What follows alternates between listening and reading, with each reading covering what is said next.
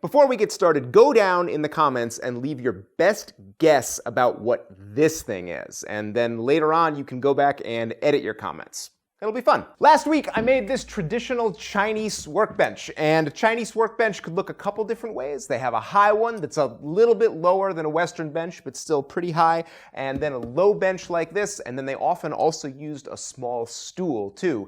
And all three of them could work together as a woodworking system. But if you were doing job site work, or if you just did a little woodwork in your garage, very likely you would just use this bench. And that doesn't seem possible, does it? I mean, this thing's tiny. How would you plane up a piece of lumber on a bench this size? Well, you would use your super handy Chinese planing stop.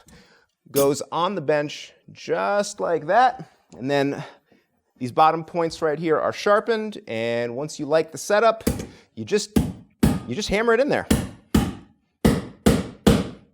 It really is that simple. And then here's the piece of wood I want to work on, and it's still a little bit too high. Hit it a little bit more, it's fine. And then even if it's still too high, it would be good to just slide a scrap board underneath, and that moves it up. So piece of cake, and now my piece of work is beautifully stopped. It's great, and I can plane it. Wow, that is a seriously heavy shaving, and also against the grain. That's better. But even with a plane that's set way too heavily, planing this was a piece of cake. And this planing stop is incredibly versatile. It's a genius design once you get used to it. So for instance, it'll also hold pieces of wood like this. I don't even need to do anything to it. I can just jam a piece in there and it's all set. And now I hopefully can edge plane with this plane. Yep. Oh, you know what? I'm using the wrong posture. The correct way to use a Chinese bench for planing is with your legs out like this. I am still getting used to this. But there you go.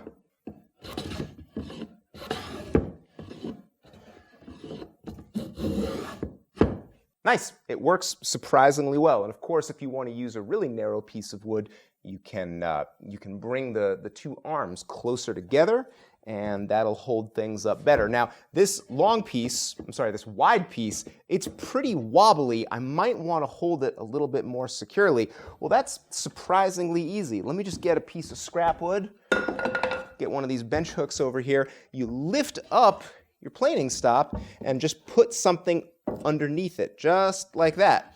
And now the planing stop is gripping the work much more sort of towards the middle here.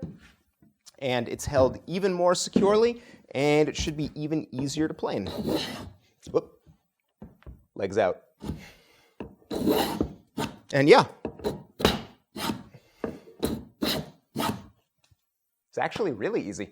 Now, the only reason a small workbench like this can even work is by keeping the workspace super flexible. On my stand-up benches, which are a lot bigger, I have a planing stop that's permanently installed because I do all my planing in that spot. You can't do that with a small bench like this. Every part of the bench has to have multiple uses. So let's say I need to saw something, for instance. The first thing I'm going to do is get rid of my planing stop. Very easy. Just throw that to the side, and then this same area of my bench is perfect for sawing. So let me get a piece of timber and a frame saw. The Chinese frame saw is very similar to the European design. This one specifically is a fine crosscut saw, so the blade is fixed at an angle, and instead of holding it straight up and down, you hold it just like this. I've already got my piece marked out. I'm just going to kneel on it, and then I'm going to saw.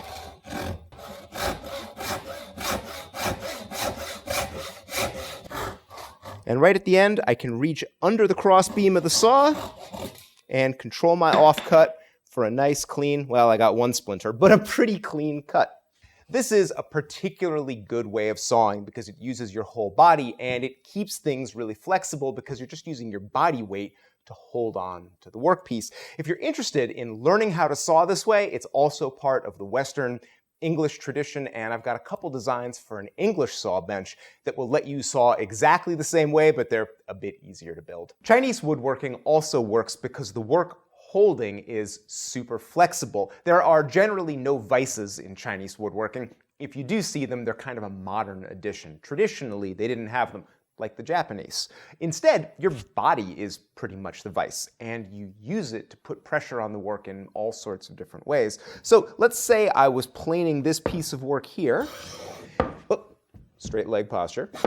And this is okay, but it's a little bit wobbly, and sometimes you need a piece to be held more securely. If I were edge planing a piece this wide in a traditional Western bench, I would definitely put this in the vise. But I don't have one, so my body needs to be the vise. And it's really not difficult. I'm going to put a leg over like this, and then just put the front of my leg right against the piece and put a little pressure on it, driving it into that planing stop. And now the piece is held super securely, and it's actually easy to plane. This is the part of the video where a bunch of people say to me, Rex, you're doing that all wrong. What you need to do is drill a bunch of holes in the bench, and then you need to put tapered wedges in between pegs on each end of the board, really lock that thing down. And that is missing the point. What I like about Chinese woodworking is its incredible flexibility and how pared down the toolkit is. I don't need a whole bucket of wedges and pegs. I don't need to drill holes in my bench until it looks like the surface of the moon. I just need to be a little creative and, willing to use my body a little bit. This leg trick works fantastic anytime you have a fairly short board, but what do you do when the board gets long? What if the board is so long that, there's no longer room for me on the workbench? What am I supposed to do now, especially since I can't sit on the bench and add my weight to the whole system anymore? This would be an amazing time for a tail vise. Well, here's what's crazy. We're actually going to use a tail vise, but it's not like one you've ever seen. This tail vise is just a piece of rope with a knot in it. I'm just going to use some clothesline here. And it's really simple. It hooks on the back of the piece of wood, just like that. And then you come over here, and I've tied it so that it doesn't quite touch the ground. And that means I can step on it, just like that. And this is actually doing two things. First, it's giving me forward pressure, just like a tail vise would, shoving the piece of wood into the planing stop so that it's held quite steady. And then also, since I'm not sitting on the bench, the whole thing's too light and rickety, but stepping on this piece of rope is allowing me to put my weight on the workbench. And I can start my stroke further back like this, and then I can swing my leg around and continue the stroke. I need a little bit more weight, that's better. And so for even a long piece like this, I can get a continuous shaving. I can do the whole thing. Ladies and gentlemen, throw away your fancy screw-driven tail vices and get yourself a knotted piece of rope. It's the exact same thing. If you're enjoying this video, you might want to build your own Chinese workbench. It's a fascinating project and a great addition to your shop. Last week we did a complete build video that runs through the entire thing, and we put out a full color set of plans that are extremely detailed. We also have plans for our European style saw benches and our traditional stand-up workbenches and a bunch of furniture plans, and all of our plans, including the Chinese workbench, are 50% off, but only from now until Christmas. You can click the links down in the description or go to rexkrueger.com/store to take advantage of that deal. We don't put our plans on sale very often. What I admire most about Chinese woodworking is their incredible get-it-done spirit. There's no screwing around. And one of the ways they're able to be so efficient with their woodworking is having a super small toolkit. In fact, the toolkit is so small that a rural Chinese joiner can put everything into this incredible wooden backpack, throw that thing on their back, throw a bench up on their shoulder, and hike out to the job site with literally all the tools they need. I would have a really hard time doing that with my English joiner's kit in its big, heavy chest. That small toolkit is only possible because there are very few specialty tools. Almost every tool does a bunch of different things. So Chinese woodworkers don't really use a wooden mallet like an English or a European woodworker. Instead, they use a regular old carpenter's claw hammer for just about everything. Obviously, striking and pulling nails, but also setting planes, and they have a great way of doing it. The plane is held upside down like this with a finger on the blade. And then instead of being held this way, the hammer is held sideways like this, and it can strike the iron on either side for lateral, deepen the cut, back the cut off, lateral again, strike the wedge, and get ready to go. I've seen people do this with blinding speed. I'm getting there, but I'm not as good as they are. Now, of course, if you're going to use a metal carpenter's hammer for everything, there's going to be some problems. For instance, the chisels that I usually use, I like American socket chisels. These have plain wooden handles, and you can strike them with a wooden mallet all day long. But if I hit these with a carpenter's hammer, they're going to fall apart before lunch. So Chinese woodworking chisels tend to be a lot stronger and more durable. Now, this is a Japanese chisel, but you do see these in Chinese woodworking sometimes. Super strong oak handle with a heavy hoop. And of course, there are Chinese-style chisels. I don't really have any of those in the shop. What I do have is this interesting little mortising chisel here. I'm not sure if this is Chinese, Japanese, or some other tradition, but with its oak body and its strong hoop and its welded ferrule over here, this would be right at home in the Chinese workshop. And when you have a chisel with stout construction like this, well, hitting it with a hammer is no problem. You need a slightly different chisel if you're going to practice this way. And if you're an American who's a little cash-strapped and you want to try working in the Chinese style, I think the best thing to do is just get some plastic-handled chisels, especially vintage ones. 1960s American-made plastic-handled chisels are actually great. And before you get all snobby about it, just think, what would the rural Chinese carpenter do? He would get the chisels and make some furniture and earn some money and not spend any time thinking about it. We should all be a tiny bit more like that, don't you think? Another multi-use Chinese tool is the carpenter's axe or hatchet. And if we compare this to the European or American pattern axes that a lot of us are used to, at first it looks a little crude. But it's not. This is actually a very sophisticated tool. For one thing, it is a hewing hatchet. They weren't always, but this one definitely is. It has a single bevel for flattening work out, and it's hollow ground behind the inside bevel, which helps it bite in deeply and not get stuck in the work. And if the Chinese craftsman is going to use the hatchet to waste away some material quickly, again, there's no screwing around, there's no need for a dedicated chopping block or anything like that. We'll do it right here on the bench. You could put a scrap board, or I have this little chunk of maple tree right here. That's going to be perfect. And here's a scrap board. And if I want to get hewing on this, it's no problem. I'm right over those legs. I'm well supported. And I can make a lot of headway very quickly. This thing absolutely chews through the wood. Now, the body of the hatchet is extremely heavy and thick, and the pole, the rear part right here, is very big, surprisingly big, because it has a second function. In the Chinese tradition, the carpenter's axe is also used to strike the mortising chisel. And this might seem surprising, but this is a perfect tool to do it. It's really heavy, and it's got that big pole, and it delivers a ton of force to that chisel, and you make progress very quickly. You do it sitting on the bench just like this. Your butt is the clamp. It holds the work down.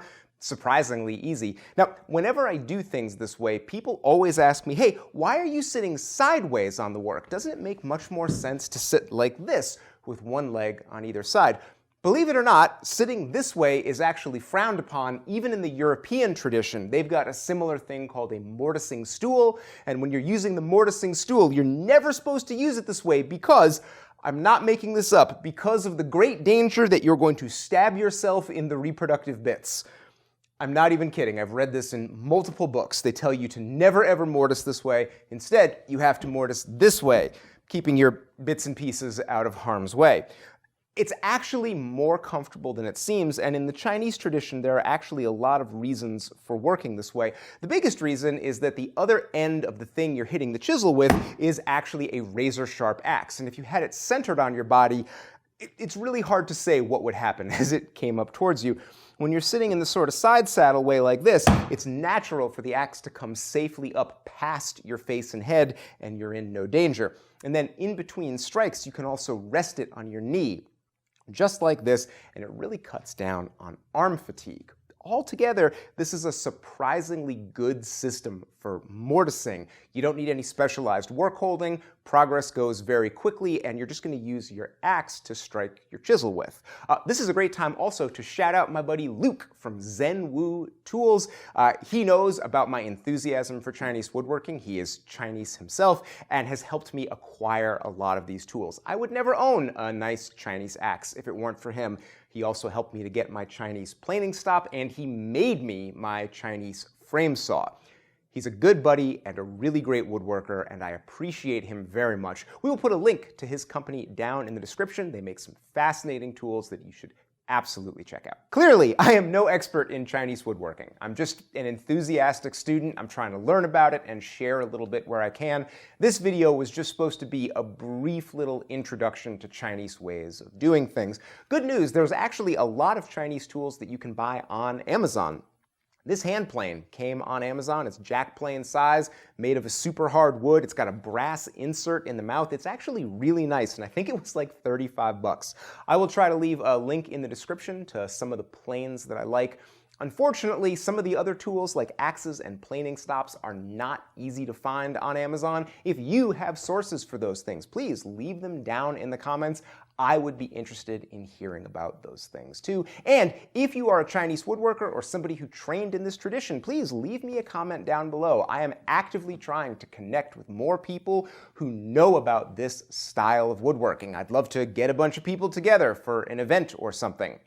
Maybe. I don't know. We're working on it. Don't forget about our plan sale. All of our plans are 50% off, but only until Christmas, and we very rarely do sales. And before I go, I just want to tell you about the two things my company Compass Rose is doing here at the end of the year. The first is our dovetail square. It's a dual-angle dovetail layout gauge combined with a precision tri-square. It's CNC machined from a solid block of aluminum, anodized, laser etched. It's got the two most common dovetail angles. It's super accurate. It's a great little tool, and it can help you to lay out joinery without cluttering up your bench with a bunch of extra stuff. I'm also really happy to say we recently brought back our vise block. This is just the thing to help an inexpensive vise work better and take the rack right out of that thing. The vise block slides in on one side, on the opposite side of your stock, and it'll take all the slop out of your vise and allow you to hold stuff upright for operations like dovetailing, for instance. These were out of stock for a long time, and now we have a new manufacturing method using PETG plastic, which is super durable, solvent resistant, all that stuff, and we also now have a left-handed version. You guys wanted one? We made one. Go buy one. If you want to, for yourself or somebody else in your life, compassrosetools.com, and we'll put links to everything down in the description. Thanks so much for watching. We'll see you next week.